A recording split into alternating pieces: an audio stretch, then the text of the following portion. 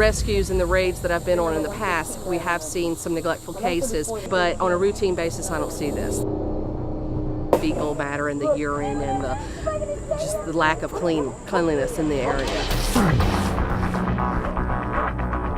Right now we're in Carrier, Mississippi, assisting the Sheriff's Office with a seizure of approximately 120 animals. The animals are going to be removed from the property and taken to the emergency shelter. It's going to start shortly. Our teams are now moving in.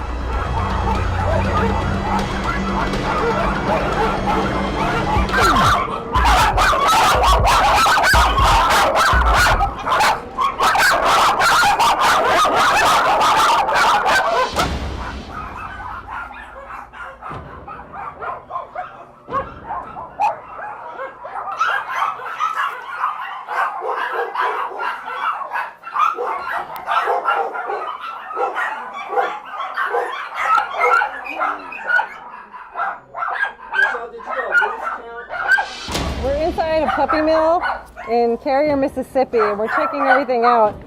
The floor is covered with filth and feces everywhere. And again, that ammonia smell is just so overpowering. Really young puppies. I mean, look at the conditions these dogs are being raised in, churning out dogs in this horrible pen to be sold to people who have no idea where these animals are coming from.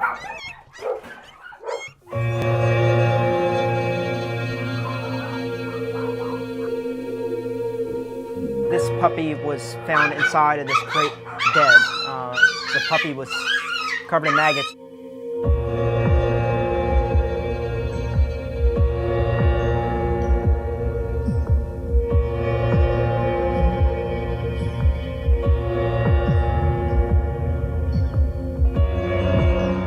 You know, some of them you can look in their eyes and they're terrified, but once you get them in your arms, you see that they actually trust you, and they're taking in their first breath in the outdoors, and it's a great sight to see that they're actually coming out of this place where we're having a hard time breathing.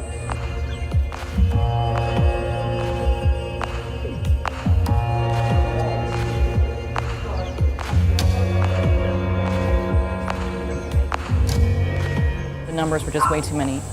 The conditions were not suitable by the testimony of the 3 vets that we brought with us today. They deemed that all the animals living in these conditions needed to be removed immediately for their health and safety.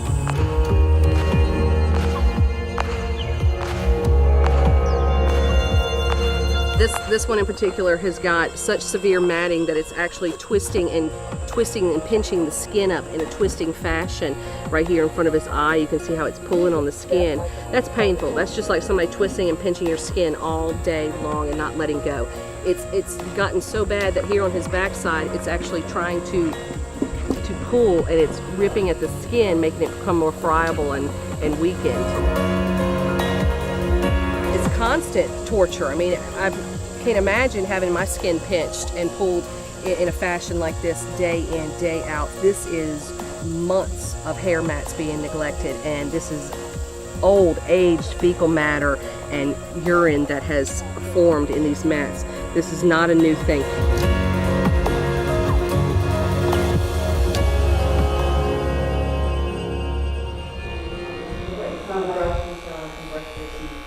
Puppy's underneath his neck.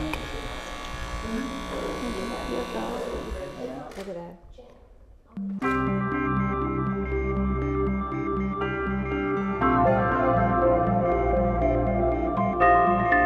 Now that we've rescued all these animals from the property, we bring them here to our temporary shelter. So these animals are finally getting a clean place to sleep and some fresh water. And tomorrow, veterinarians will be examining every single one of them to make sure that any issues are addressed before they are sent to the shelters we're working with, who will place them in new adoptive homes.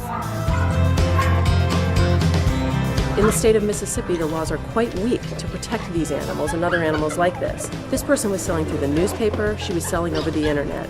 Cute pictures of puppies, great little stories. People were buying these animals and had no idea what their money was going to support.